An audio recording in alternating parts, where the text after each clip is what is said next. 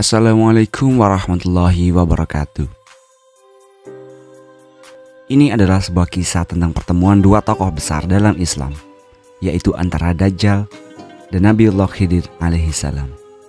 Dikisahkan keduanya akan bertemu ketika bumi tengah diambang kiamat besar.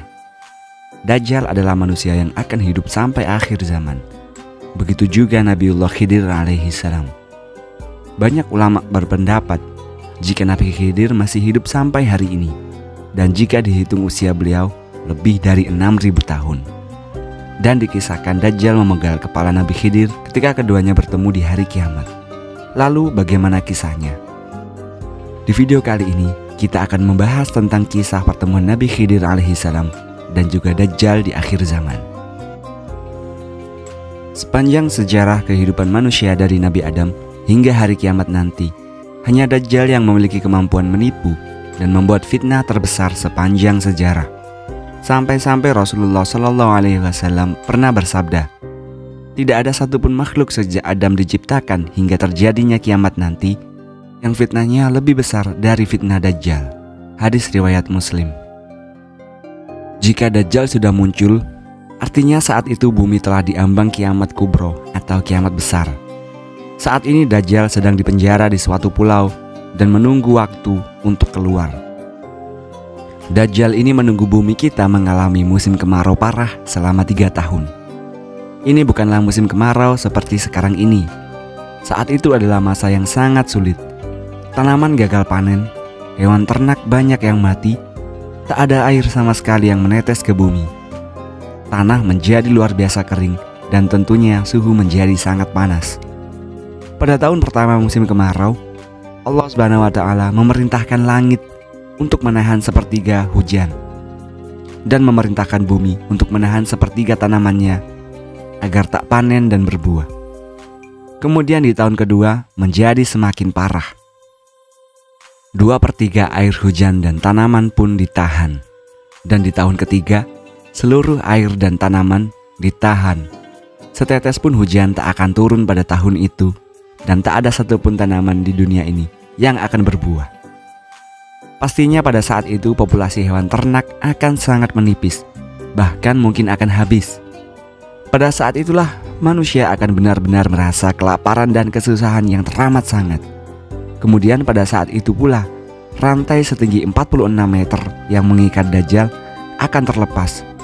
Lalu Dajjal akan keluar di suatu tempat yang bernama Isfahan. Kalau kita lihat di peta modern sekarang ini, tempat itu berada di negara Iran. Ketika Dajjal pertama kali keluar, dia akan mengaku sebagai orang soleh. Kemudian banyaklah pengikut dia termasuk orang-orang Islam. Karena saat itu Dajjal ini melakukan suatu perjalanan setelah dia muncul dari Isfahan. Tak lama setelah itu, Dajjal mengaku sebagai nabi. Dan pada saat itu, orang-orang Islam banyak yang meninggalkannya. Setelah perjalanan Dajjal sampai ke sebuah daerah yang bernama Kallah, yang berada di wilayah antara Irak dan Syam, barulah saat itu dia mengaku sebagai Tuhan pemilik surga dan neraka. Ada setidaknya 7 golongan yang ikut Dajjal pada saat itu, yaitu orang-orang Yahudi, pelaku bid'ah, setan dari bangsa jin, kaum Khawarij atau kelompok yang mudah mengkafirkan orang lain, kemudian budak hawa nafsu, orang-orang yang biasa melakukan maksiat, dan terakhir wanita akhir zaman, alias wanita yang punya keimanan setipis kertas. Untuk golongan terakhir akan sangat berbahaya, karena pada saat itu terjadi kekeringan atau kemarau, dan hanya Dajjal yang sanggup menurunkan hujan. Maka wanita-wanita yang tak tahan dengan cuaca lebih memilih ikut Dajjal daripada dia harus mati kehausan. Rasulullah SAW pernah bersabda, Dajjal akan turun ke Mirqonah dan mayoritas pengikutnya adalah kaum wanita. Sampai-sampai ada seorang yang pergi ke istrinya, ibunya, putrinya, saudarinya, dan bibinya. Kemudian dia mengikat mereka karena khawatir akan keluar menuju ke Dajjal. Hadis riwayat Ahmad. Ketika itu Dajjal akan sibuk dengan perjalanannya ke sana kemari. Sampai-sampai diriwayatkan, tak ada satupun tempat yang tak dimasuki oleh Dajjal. Seluruh pelosok-pelosok negeri akan didatangi Dajjal untuk menebar fitnah sekaligus mencari pengikut. hanya 2 kota saja yang dilindungi oleh Allah Subhanahu wa Ta'ala agar Dajjal dan para pengikutnya tak bisa memasukinya, yaitu kota Mekah dan Madinah. Dan hebatnya lagi, Dajjal mengelilingi seluruh bumi hanya dalam waktu 40 hari saja.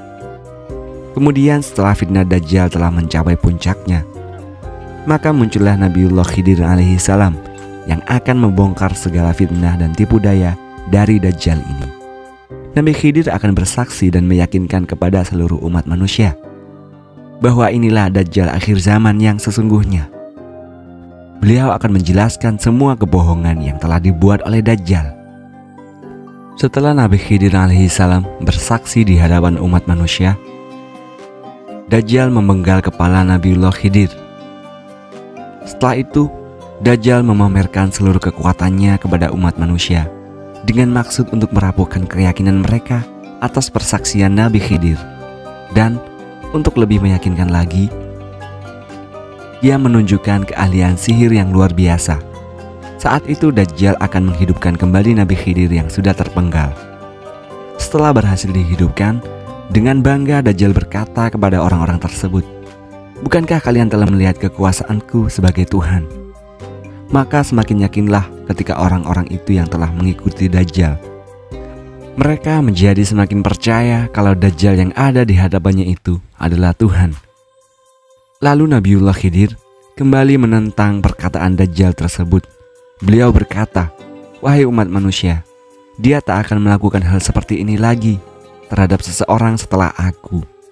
Kemudian Dajjal pun memenggal kembali Nabi Khidir untuk yang kesekian kalinya. Namun atas izin dari Allah Subhanahu wa Ta'ala, ketika itu Dajjal tak mampu untuk membunuhnya dengan cara yang sama. Bahkan pedang atau gergaji pun tak sanggup untuk membunuh Nabiullah Khidir alaihi salam.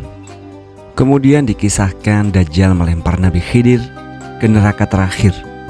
Di dalam hadis dijelaskan orang-orang yang menyaksikan kejadian itu mengira Nabiullah Khidir benar-benar dilemparkan ke dalam neraka.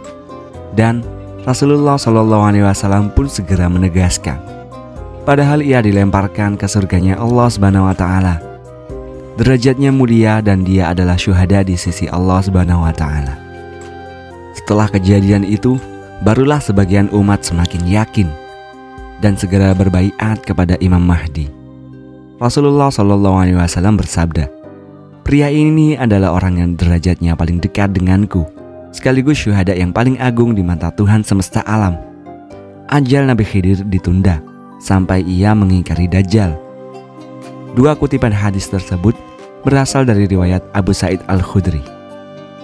Sebenarnya ada khilaf dari para ulama mengenai masa hidup dari Nabi Khidir alaihissalam.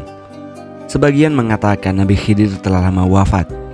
Sebagian ulama yang lain berpendapat jika Nabi Khidir akan terus hidup sampai hari kiamat. Namun jumhur muhaddisin atau pendapat sebagian besar para ahli hadis mengatakan Nabi Khidir masih hidup dan akan terus hidup sampai hari Dajjal keluar nanti. Di dalam Sahih Muslim ada hadis yang mengisahkan tentang Dajjal, yaitu ketika dia tak bisa masuk ke dalam kota Madinah, lalu keluarlah seseorang dari sebaik-baiknya manusia dan dia berkata, "Aku bersaksi bahwa kau benar-benar Dajjal yang dikatakan oleh Rasulullah SAW kepada kita." Lalu Dajjal berkata, "Bila ku bunuh orang ini lalu ku hidupkan kembali, apakah kalian masih mengeluh?" Mereka menjawab, "Tidak." Maka Dajjal pun membunuhnya lalu menghidupkannya kembali. Dan berkatalah laki-laki yang dibunuh itu, "Aku semakin yakin bahwa kaulah Dajjal." Maka Dajjal ingin membunuhnya lagi, namun Dajjal tak mampu. Di dalam riwayat Abu Ishaq, beliau berkata, laki-laki itu adalah Nabiullah Khidir alaihissalam.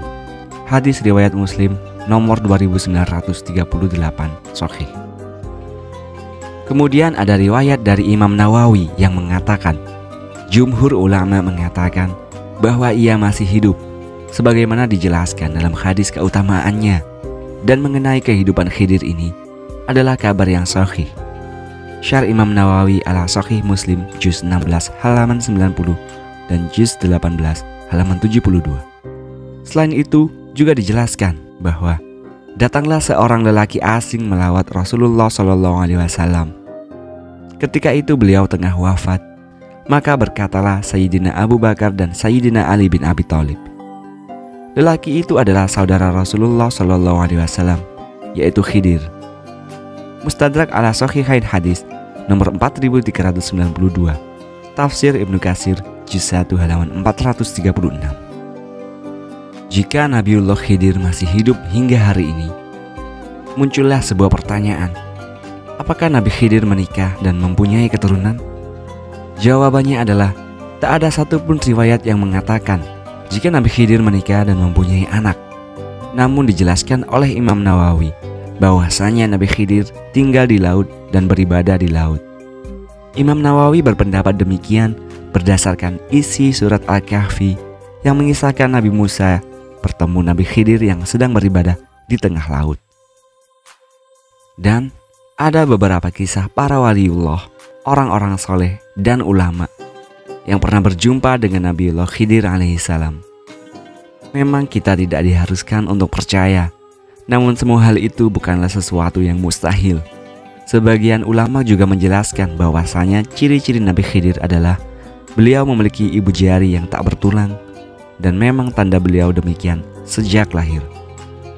Begitulah kisah pertemuan Nabi Khidir dan Dajjal di akhir zaman. Semoga kisah ini bermanfaat. Wallahu a'lam bishawab. Wassalamualaikum warahmatullahi wabarakatuh.